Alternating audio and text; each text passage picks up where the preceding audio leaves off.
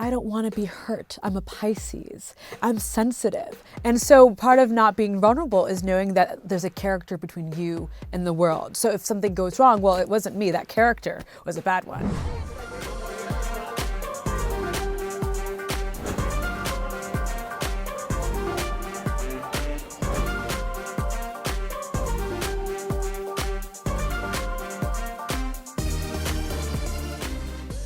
Thank you for taking a few moments to speak with me. I appreciate it. Thank you so much. It's a pleasure. I'm excited. No, I'm excited. So, Black Friend, Yes. Obviously those of us that have followed you kind of know what the reference is, but now it's a book. So tell me about why you decided to write this book. I decided to write this book because I wanted to make pop culture stories about myself. For example, wikifeet.com is a phenomenon where people's feet are rated. And I wanted to talk about the phenomenon of foot fetish and talk about my specific score, which is an okay, unfortunately. What made you say like, okay, this is the medium, the book? Because I also know that you seem, at least you said you're not really personal. You don't want people to know personal things about you. And I feel like a book is probably one of the most personal and vulnerable things that an artist can do.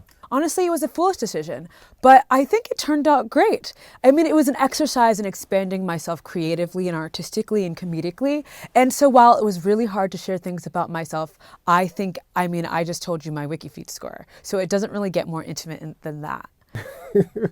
How long did it take you to write the book? About 3 years. Oh, But wow. I've been working on it for forever. These stories are from as early as my childhood to as recently as the US Open this year. So a long time.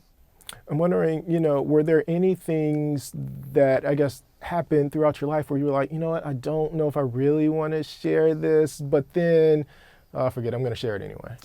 Well, there's this one story I have about Grandparents' Day in the second grade where our teacher made us draw what we love to do with our grandparents. And my grandparents are passed, they're Nigerian, and they're dead. And so I told my teacher that, and she said, draw what you think you would do if they were alive. And so I drew angels pushing me on the swing. And that's an example of a story I probably shouldn't share, but it's in my book. Why don't you think you should share? I think Because that's it's so beautiful. deeply dark. I find it hilarious, but I've told friends this and they say, don't repeat that. Angels put you on I think that's beautiful, unless I'm missing the... Well, I was in second grade. I was 10. Okay. Hey, you're the perfect audience then. I hope so. Because I find it funny. In terms of you being vulnerable, it seems like you show your vulnerability through humor. Definitely. So what role does humor play in your life, or has it played in your life? I think humor has allowed me to talk about really uncomfortable subjects. So obviously the book is called Black Friend, so there's an element of my identity as a Black woman. And so you see that integrated in a way that I think is seamless, and both thoughtful but also provides laughter, because no one wants to take their medicine. I don't, that's for sure.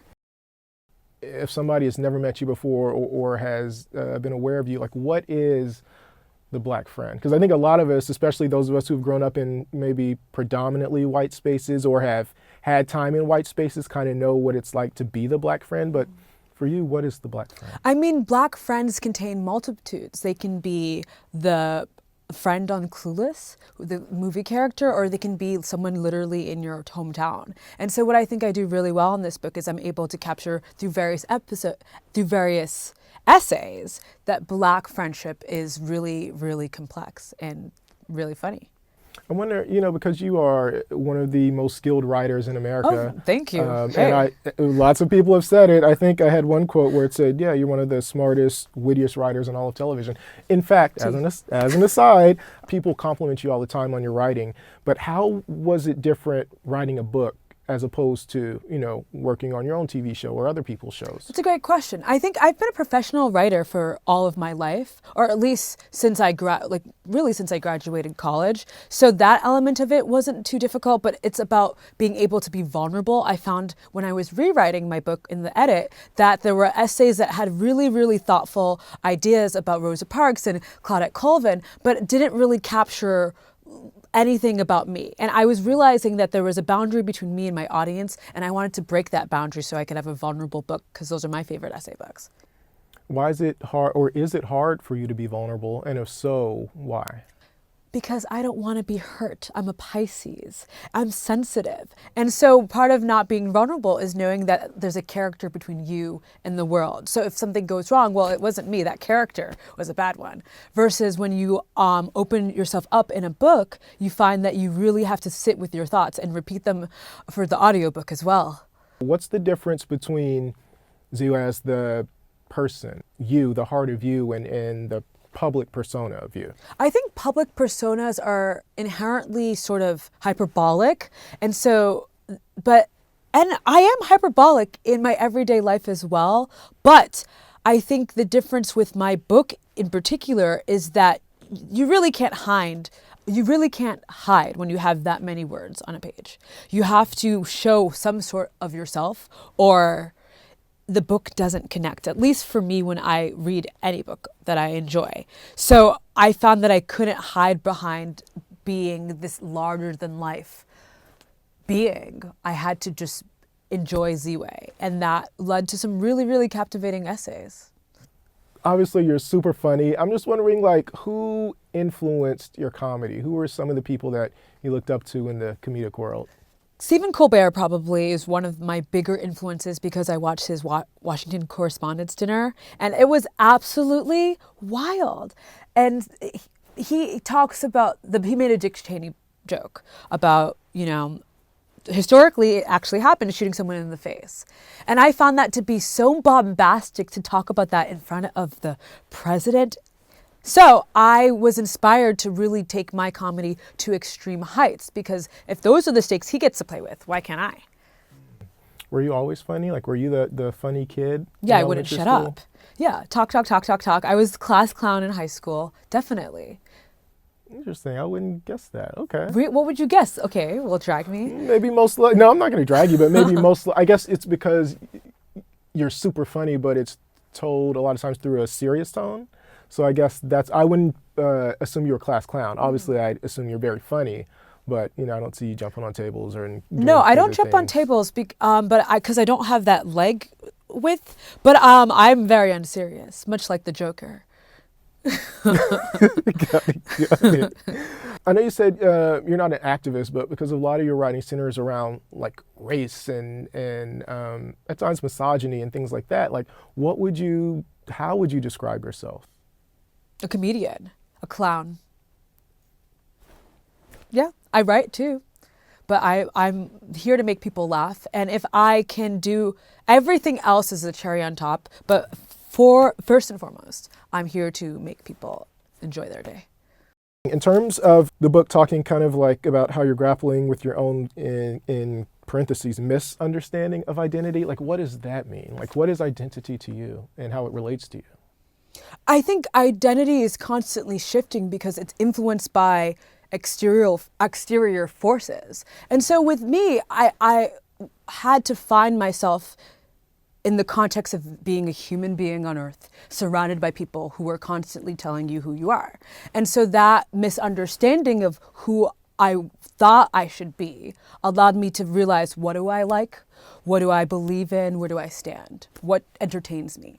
And so that was a journey that I think I'm still on until the day that I die. It was either in the book or a quote that you had where you were talking about how, you thought you grew up as an ugly duckling. And that's, seeing you now, obviously, so many people think you're beautiful and you're on red carpets and things like that. But now making that transition from like writer to being in front of the camera or, just being a public persona, like that person, how's that transition been? Oh, I spend a lot of time indoors writing and hanging out by myself. So it hasn't felt like a dramatic transition. Sure, when I leave my house, I'm going to red carpets, but I try to stay grounded in what my dog immediately wants from me, honestly. Well, then who are your friends? If what's your friendship circle like if you're spending a lot of the time inside the house? Me and my group chats making fun of people. Yeah, I live on the phone like most Gen Zers. I identify as 19. So yeah, I think that's honest to God the truth. Sure, I'll travel the world and I'll be on front row at a show or I'll be shooting something, but that's just that's my job. It's like Superman. He's a journalist, But when he's not reporting, he's saving the world. Yeah. Okay. um, well, you have so many fans. You don't accept that metaphor. I don't, but I'm gonna roll with it. I'm gonna roll with it. You have such a rabid fan base, and so many people will die hard fans. What's your relationship like with your fans? Good question. All of my fans are like my little tiny children, and I want to kiss each of them on the forehead. I love them dearly. They have great taste. You are, hey. No, I like my fans. I love my audience, and I hope to expand my audience to, the entire universe as we move forward with all the different colonies. But yeah, I really appreciate anyone who can connect with my work, because I create first and foremost for myself. And the fact that any person is interested, I'm humbled and honored by it, honestly, because it's a privilege to make work, art for a living. I'm lucky. Most definitely. Yeah. I'm just curious, who am I? Am I talking to you as the person now, or you as the persona now? I think you're talking to me as the person, but I switch in between. It's like a dialectic thing. So I'll shift. It depends. Probably comparing myself to Clark Kent. That was definitely a persona move. Got it. Okay. Sense of humor. Who doesn't love a woman with a sense of humor? Yeah, thank you. And I'm here to be loved, really. We all are. We all please are. love me, please. Yeah, there we go. Well, what do you want people to get out of your book? Laughter. Honestly, I want people to read my book and go, wow, this woman has beautiful feet. We should create a WikiFeet account and rate them 5 stars. And then I want them to slap their knees like Arsenio Hall and laugh. That's my goal. I feel like that's you as the persona, the goal. No, that's me as I made myself into a comedian. Even the serious things I joke about in comedy, they're supposed to be funny. That's the hope. You'd hope so that people are laughing. So yeah, that's the baseline. Everything else, I'm honored. I would be happy to hear how people connect, what they learn, but I have a lot to learn too. So I'm not here to prescribe anything. I'm just here to do my job and make people chuckle. Where does that boldness come from? Because I think obviously some of your best moments were from awkward conversations, but the stuff that you have asked is like, oh, she went there. Yeah, I think I'm not afraid to sit with awkwardness. Mm-hmm.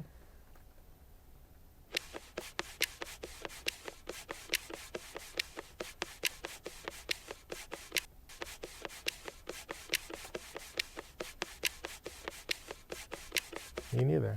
See? Yeah. And you talk first, so I win. I did.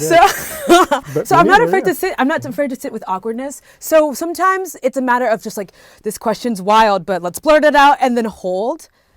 That's part of the magic. But I'm not afraid of silence. In fact, I love it. Were there ever times you said, you know what, this is I can't ask this? Of course, absolutely, absolutely. And you're also a lot of interviewing for me is vibing and vibe checking with the person, because it's not a performance of one. 2 people come together and create something that will never be created like that exactly again. And so it's a conversation, and you really have to respect the flow.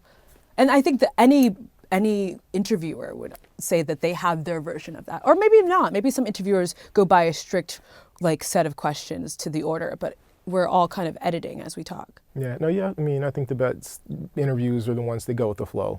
My questions are all messed up, so thank you. Exactly. So I'm here to validate us. Well, we're as vibing professionals. though. We're here. Yeah, exactly.